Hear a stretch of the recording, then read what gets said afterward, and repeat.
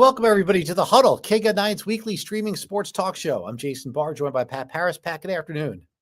Good afternoon, Jason. Ready to huddle up. Let's huddle up.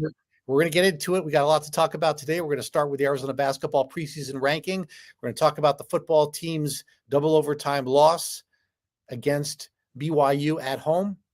And we're going to talk a little Sugar Skulls ownership changes. And we'll have a guest from the Tucson Roadrunners, Sammy Walker, on with us in our huddle. So we'll start today with a poll question. Arizona basketball ranked 13 in the AP poll to start the season. What's your reaction? Should they be ranked higher, lower, or is this just about right? Pat, I said this is just about right. I think that's what you're saying too, even though you tend to go optimistic. I think you're going to say just about right. Yeah, I was tempted to say should be ranked higher, and I think they could be maybe a little bit higher. Should they be ranked higher? No, they got to prove it first, but I think expectations with this team are through the roof. I think the talent level is very high with this team, but they haven't played a game yet, and we just don't know where they're going to be. And Jason, they have a brutal schedule, non-conference, not to mention all the teams that are ranked in the top 25. They'll play once or twice in the conference season. So they should be, we hope they climb up even higher than they are at number 13. But right now, that's probably where they belong. And you can vote on the Huddle poll question. Just go to our X account, our Twitter account for the KGUN account, or our website, kgut9.com/poll. I do it each week on X, and I voted for sounds about right. They'll have plenty of time to get that 13 higher if they get a couple of wins early. Okay, so that's Arizona basketball. That's going to start in a couple of weeks, but they've got a preseason game at home against St. Mary's on Saturday. They need a tough preseason game to go up against this schedule, probably partly why they're doing it. All right. Jason, first, real quick, I've never seen a team start that exhibition season with a really good team. But they have kind of in the past, Pat. So they've done this with St. Mary's, and they've had officials and referees and done kind of like a private controlled scrimmage. Right. That's it. But this time they're doing it out. They want to do it as a more of a game atmosphere, and then they play not a very good team at all after that. Emory Riddle, which I didn't even know had a basketball team, but we'll get into that because Becky Burke started the women's program. Yeah, they started, but you wouldn't think that they'd have a program that was more than like a club level team or something like that. But no, it's a real organized team, and they play in a conference, just one of the low mid-major conferences. We'll need a running clock for that one. All right, let's go to Arizona football. Pat, you and I are going to have a little bit of a disagreement here, a little bit of a different take. Arizona football loses to BYU 33-27 in double overtime. This was not a situation. I've got 2 points, and we'll get to the Brennan play calling. But to me, this was not a situation of, Arizona football's right there. They hung with the 18th best team in the country. So close, just not ready enough to win. To me, this was a situation where BYU came out, was the better team, stuck it to Arizona, was up 14-0. And then for the next 3 quarters, meaning end of the first quarter into early fourth quarter, for the next 3 quarters, BYU decided to beat itself, with the stupidest penalties you've ever seen, a true freshman quarterback who panicked with a bad snap, a missed field goal, and then BYU gets down 24-14. Then they decide, okay, we're not going to beat ourselves anymore. We're going to have to go in and win this game. Okay. To me, BYU controlled this game. They're the better team. This is not a situation of 2 years ago where Arizona was so close against Washington and USC and then went on a 7-game winning streak. I don't see the similarities here. I couldn't disagree more. You can't tell me that Arizona was just as good as BYU when from after getting down 14-0, when they only had one possession, by the way, in between the two scores, they get down 14-0, and immediately at the end of the first quarter, they go on a 24-0 run, broken up by that rain. They come out and played much better after the rain than BYU. Jason, not only 24-0 do they outscore without BYU, all those personal foul penalties on BYU. Besides the 24, the penalties don't count in the yardage, Jason. 24-0. BYU outgained Arizona. 335 yards, 24 points to BYU's 127 yards, no points, 2 interceptions, and a turnover on downs. So then I'll turn it around. They won the second quarter. They dominated. You never liked that, though. They dominated from late in the first quarter until midway through the fourth quarter. and the defense for Arizona wore down because Arizona didn't have some good play calling. I didn't think they could have won this game. They should have won this game. To me, it's disappointing because they should have won, not just because they couldn't hang with BYU. They were better than BYU for almost all of that game. They came up short. They have themselves to blame for that. BYU, a great defense, by the way, coming in. Great top 10 defense in the country. Arizona puts 350 yards up on them and 24 points before kicking the field goal, 27 points in overtime. There's no way you can tell me Arizona didn't hang with BYU. That's ridiculous. You're looking at this from a pro-Arizona point of view, which is no, I'm looking at it from a statistical analysis. Analysis. Here's what happened. The BYU true freshman quarterback, the snap went over his head or whatever happened. By the way, he would have had so much time to throw. Arizona didn't have one sack the whole game, okay? So he had so much time to throw. Yeah, they had plenty of pressure on. The one thing they couldn't, if you want to nitpick about Arizona's defense, they couldn't stop the run when it became important in the fourth quarter. And that's because they're undersized up front and BYU is big up front. And BYU's offense showed what they should have showed the entire game, which they didn't. It was just a situation where Arizona had opportunities to add on to that lead and they didn't. That whole thing at the start of the third quarter to come away with no points is absurd. They should have kicked a field goal. That's right. Oh, totally agree. They would have eventually, had a 13-point lead under these scenarios. If you want to play it out, some points there to keep the momentum going. That's it. Could not go with no points on that drive. And I blame. I was upset at the idea of going for it on fourth down, deep in BYU territory when BYU was the only thing they did well defensively entire game was red zone play. Arizona scored their 3 touchdowns from long distance, remember? Right. Sometimes, Pat, it's easier to score a touchdown from the 25-yard line. And with Noah Fafita, more field. Right. With Noah Fafita, a not overly dominant offensive line and a running game that is great between the 20s but not inside the 20s, that was a time where you just say, let's get a field goal. That's right. We'll go up 6. And we'll let our defense do what our defense has been doing. Yeah, couldn't come away with no points there. I agree with that. But Pat, defense didn't get a sack and allowed 5 yards of rush.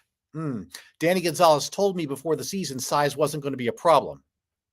Well, against BYU it is because BYU's got a monster offensive line. That's their MO, right? They're big up front on both sides of the ball. That's how they get the job done.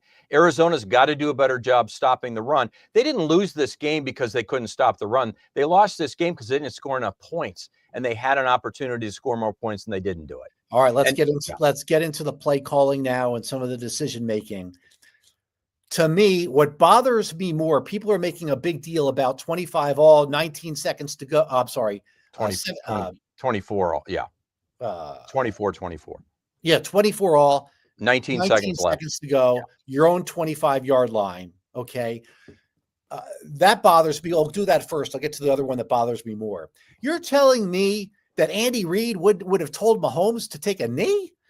You got 19 seconds. All you need is one long pass and for another stupid penalty by BYU to hit the guy out of bounds or to hit Fafita late or what have you. You're in field goal range. You only need one play.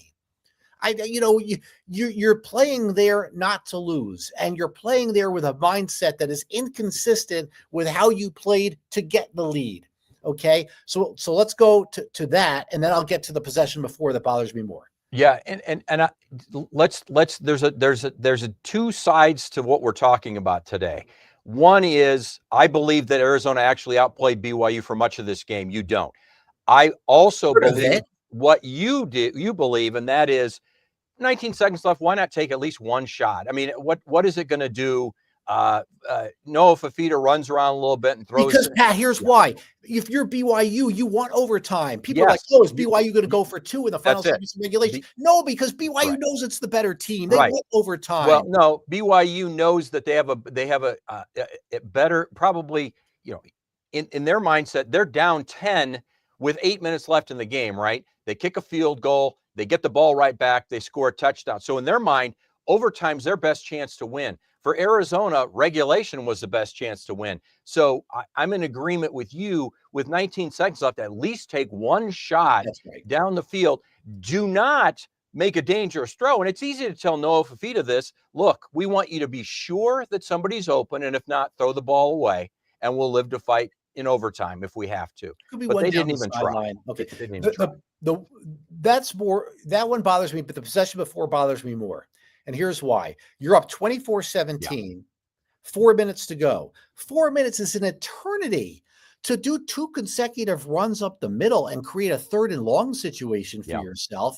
You really needed to attack there. You needed multiple first downs and probably a field goal too, to play that conservatively and then punt it back to BYU. Oh no.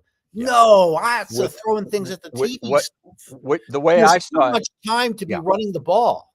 Well, I disagree in the sense that you have to look at it like BYU knows you're going to try to run the ball and likely you're going to try to run it up the middle. So you have to do something to counter what BYU is predicting that you do.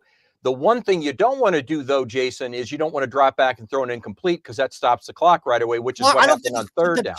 I don't think the clock is as big a factor as you think it is. There's 4 minutes to go, not 2 minutes. But it is in the sense, multiple first downs. Here's I why think they should have played with the mentality there was 11 minutes left in the game. Yeah, here's why it isn't important, because if you can get the clock to keep moving, they're going to have to start using timeouts. And the last thing you want is to have them to have time and timeouts. So it would be great to get at least one first down. Conservative. Okay, but you're not going to get a first down, Pat, running it up the middle. Yeah, I agree. I don't like the play calling. I didn't like the play calling when they at the start of the 3rd quarter when they got all the way down the red zone and they ran it 3 times, or they ran and tried to throw and couldn't. It was awful. But I wanted I wanted a Fafita bootleg in that play. Yeah, and that would have been great. And so getting a first down would have been a necessity for that Arizona offense to keep the lead. But what also would have been nice is to have a punt go all the way down inside the 10-yard line like everybody else does when they punt the football. But for whatever reason, Arizona punts the ball to the 35 and the guy runs it all the way back past midfield. That was inexcusable too, and nobody's talking about that. If you get stopped and you've got to punt the ball so BYU has to go 70, 75 yards, not 40 yards, 43 yards, or whatever it was for them to score the touchdown. That was inexcusable in my book. Jason Barr, Pat Parris here on the Huddle. We're going to be joined shortly by our guest. He is Sammy Walker, Tucson Roadrunners forward. We're talking about Arizona football. And listen, Pat, you're right. You're going to be proven right if they go to Houston and win this game. Right. And this gets back to what we talked about when you said you thought they took a step back against Iowa State. I thought Iowa State was laying in wait and was a terrific team. Turns out now that Iowa State, by the way, has had tons of injuries. They are just decimated. They've lost 2 in a row. So it's all about how you respond. How did Iowa State respond after that win over Arizona? They've lost 2 in a row. How did Arizona respond after that loss? They had a rear end kicking game against Oklahoma State. Okay, so big deal. And then they came out and gave one of their best efforts that I've seen them have all season, even though it was a loss in double overtime to BYU. So how is Arizona to respond now? They have in their next 3 games, ESPN Analytics has it basically a 50-50 game, Houston, Colorado, Kansas. If they can win 2 or 3 of those games, and all of a sudden we're talking bowl game, and that's a good thing for this program. If they don't, well, we'll have more discussion about it. All right, then enter the Houston game 4-2. The Cougars will be 5-1. We're joined now by our guest this week. He is Tucson Roadrunners forward Sammy Walker, ahead of the Roadrunners home opener this weekend. They've already had a couple games on the road. Sammy, I'm Jason Barr. It's Pat Parris here on K-Gun 9 Studios for the Huddle. Thanks so much for a couple of minutes here, and welcome to our program. Yeah, you got it. Nice to meet you guys. Yeah, thanks for coming on, Sammy. All right, you got a good start here. You had a couple goals and an assist in the first game to win. You'd had an assist too. Roadrunners lost the second one, but 2 goals and 2 assists for 4 points in the first 2 games. What's been working for you? Yeah, I think just using my speed. I think I was just excited for the season to get going, and luckily we, had a good first game there and was off to a good start. And when you kind of started well early, it gives you confidence, and just kept it going, I guess. Yeah, and Sammy, how important is that now that you've been, been a little bit in the NHL, you've been a lot in the AHL. How important is that fast start for you mentally, physically, all that kind of stuff?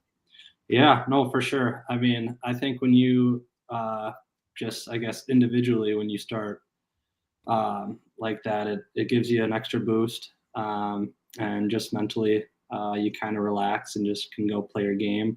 And I think as a team too, um, I mean, every game matters, every point matters. So you want to start off on a good spot.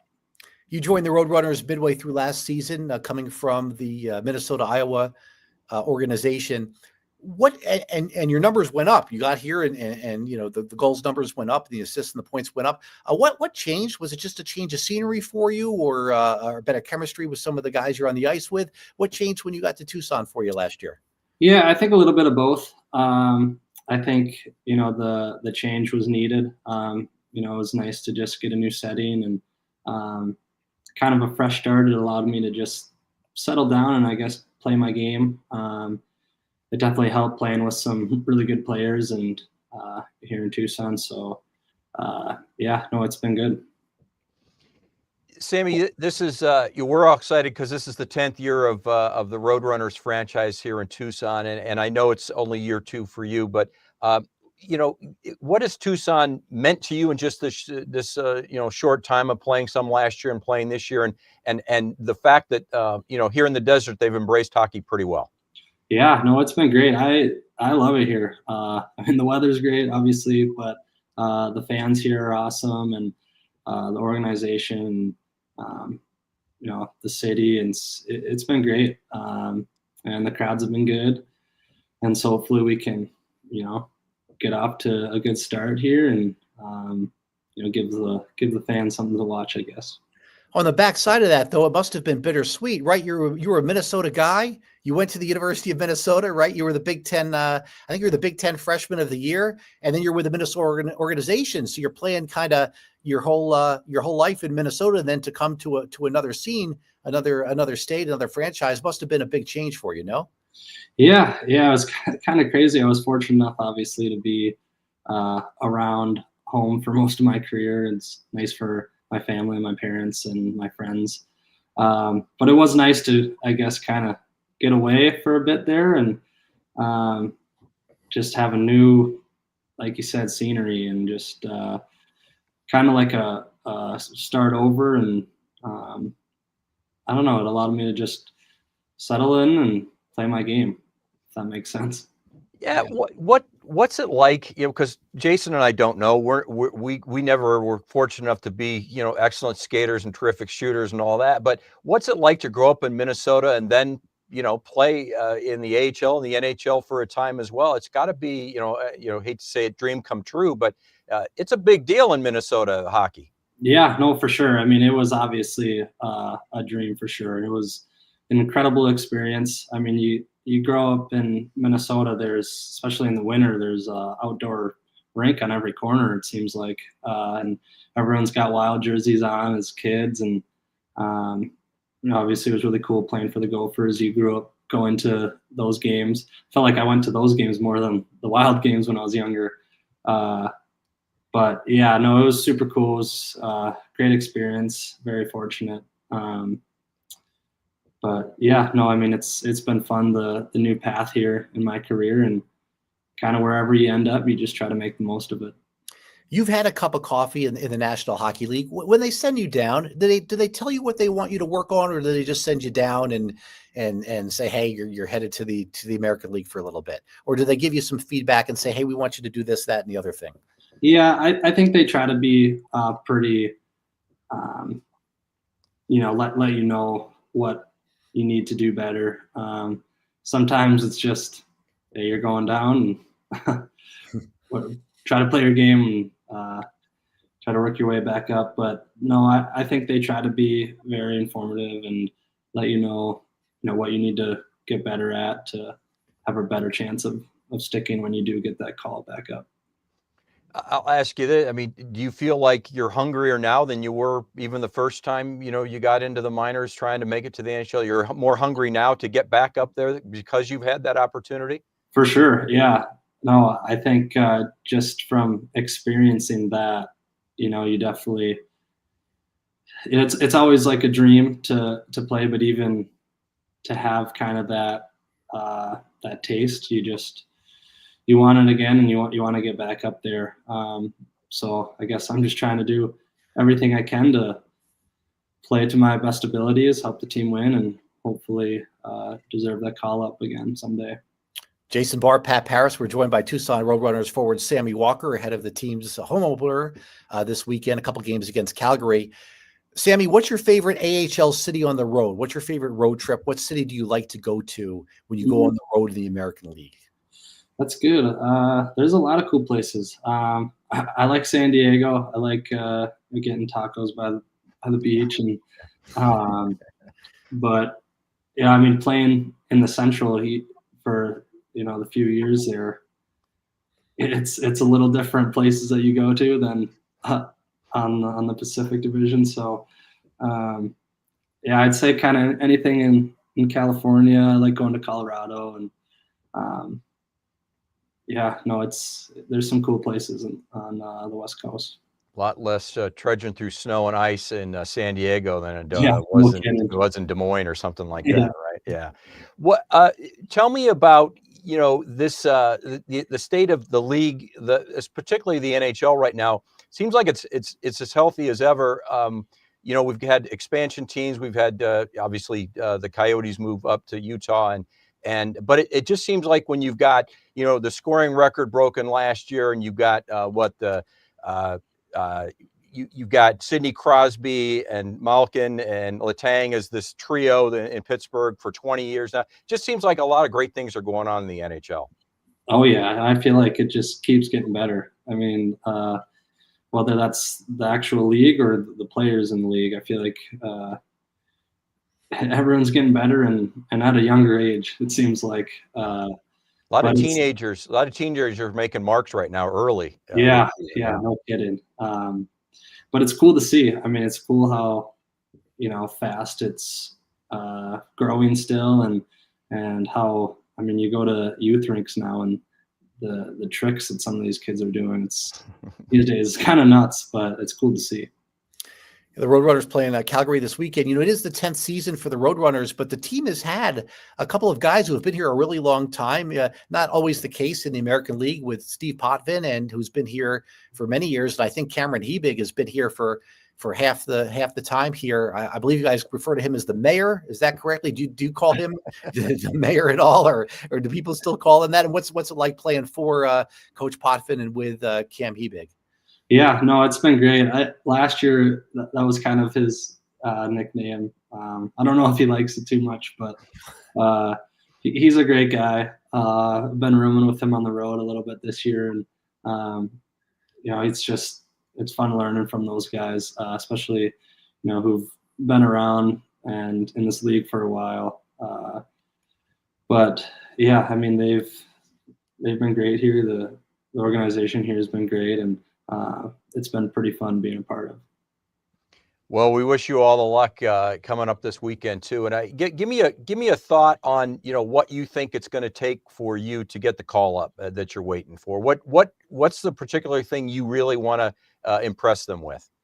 Yeah, I think the biggest thing is just consistency. I feel like when I'm on my game, it's kind of where I need to be. I think just using my speed and disrupting stuff in the forecheck, causing turnovers, but also in the D zone, playing tight, playing disciplined, closing quick, I guess. But the biggest thing is just consistency and constantly pushing the team forward, if that makes sense. No, that sounds good. Or you can just do what Mike Carcone did, and that's just score so many points. That's another way to do it. Can't help it. Yeah. That's for sure. Hey, Sammy Walker, it's been a pleasure. Thanks so much for a few minutes here. Good luck. The Tucson Roadrunners hosting Calgary for 2 games this weekend. Thanks for joining me and Pat here for a couple of minutes on the Huddle. Yeah, thanks, guys. Appreciate it. All right. That Good was luck. Sammy Walker of the Tucson Roadrunners. Yeah, you root for those guys. You want them to go up. Yeah. And I remember when Carcone was here, and it was like, what more can he do? Yeah. No. He just scored so much they couldn't keep him down. So yeah, that's kind of your goal, right? Is just yeah. force them to put you on the big league roster. Be that good. All right, Pat, let's finish it up with a minute here on the Tucson Sugar Skulls. You and I were both at the news conference this morning, an ownership change. Instead of Kathy and Kevin Guy owning the majority of the team, they'll still have a combined 10%. But now we got 12, including those two, 12, or in addition to those two, 12 local business leaders owning this franchise. To me, what works is incentive. And these guys have just bought in, and they are going to be and women, these people are going to be incentivized to get the crowds bigger at the Tucson arena, make this team more a part of the sports community. And from that standpoint, I like how we're going to have 12 groups of people here incentivized to make this happen in a good way. Yeah. And and it's unique. It kept saying they don't think it's ever happened in Tucson sports before to have kind of a big ownership group like this. And that's probably true. Usually there's, one majority owner and a few minority owners. But in this case, you got, you've got what, a 25% stake for Edmund. You've got a 20% stake for Ollie, and I think it's going to work in the sense that, Jason, this Tucson team now is more of a Tucson identity, right? Because its ownership has Tucson roots, and it's nothing against Kevin and Kathy Guy, who had the vision of bringing a team and putting it in Tucson while Kevin is still the general manager and head coach of. And that's Edmund Marquez, the new 25% owner. Oh, go ahead. And Edmund, a fellow Sabino grad too. But what really was lacking was the understanding of how Tucson is different than Phoenix. And I'm not trying to knock Kevin and Kathy Guy. They have a way of doing things, and it works terrifically in Phoenix, but it may not necessarily work here quite the same way. And when somebody comes down from Phoenix, Tucson, people are a little skeptical. Now you've got Kevin and Kathy still involved, but you really have Edmund Marquez and Ali Farhang, who are much more well-known in this, and much more movers and shakers in the sports community and the business community. And I just think it's going to get a lot more eyes on it. And I think you're going to get a lot more people in the seats early on. But it still comes back to one thing, Jason, you got to win. And they haven't won consistently. Right. And you got to make the playoffs. And when you've got the national championship game here for 2 more years, you got to be in it, Yeah, for sure. I mean, there's got to be some wins. You can't have a losing season every season. Coaches who have had a lot of success elsewhere have come here and not won. So that's definitely an issue. That says there's some other issue kind of going on, probably to what you may be speaking of. Okay, we finished up with a Huddle poll question. Right before we do, congratulations, Tedero McMillan gets his first NFL touchdown. And he gets 2 of them, actually. Yeah. Yeah. And so good to see that. Did you see him give his Did you see us give the game ball to his grandfather, the touchdown ball to his grandfather? It was his birthday. Yeah, on his birthday. I believe it was his grandfather's birthday. Yeah, so that's nice to see. His family's been very nice. Interesting situation here with the Cardinals hosting the Packers, and we're kind of waiting to see if Lucas Havrisek is going to kick. Jordan Morgan, the offensive lineman, is from Marana, so that'll be interesting. I never can remember a time where a university has 3 alumni kicking in the NFL at the same time. Yeah, Nick Folk, the Jets, Tyler Lupe, the Falcons. Yeah. All right, we're running out of time here, so let's finish it up with our Huddle poll question. Arizona basketball ranked 13th in the preseason poll. Where do you think they should be? Higher, lower, or just about right? Just about right. Yeah, no, that's what I said. I'm surprised 21% got lower. Maybe they're maybe they're worried about the schedule. Yeah, but the schedule doesn't impact the ranking. That would impact the record, right? Yeah. Yeah, well, you would think strength of schedule and RPI is Arizona is going to be through the roof amongst the hardest schedules in the country. Yeah, I would have said a little bit higher than 13, but not enough. Not enough. Yeah. But if they put them 21st or 20th, I would have definitely put should be ranked higher. Yeah. So that's fine. Sometimes, Jason, it's better to stay under the radar a little bit. Right. Let them win one of these tough games early on, and we'll see them move up the rankings. If they lose a couple, they probably won't fall much because the teams they're going to lose to are, number 3 Florida or whatever. So we'll see a little bit more against St. Mary's. By the way, this is a program that has done that preseason scrimmage. This is an actual preseason game, but a preseason scrimmage before Tommy Lloyd got here. Sean Miller would do it, right? So this goes, and I know you think, it's St. Mary's and Gonzaga, that connection. This actually goes back to and maybe even before that, I'm not sure, but I know when Sean Miller was here, they would do it, and he would say, we would do it out of respect for that program because, it's a good, solid program. It really is. They give Gonzaga a run for their money every year now in that conference. So this has been the Huddle, KGUN 9's weekly streaming sports talk show. This was a good one. We got a lot in there, had a guest. We had a little bit of everything today. So this was a good show. Pat, we'll be back next week, talk a little more about football and basketball and everything else that's going on. For Pat Parris, I'm Jason Barr. This has been the Huddle. Thanks so much, everybody. We'll see you next Tuesday.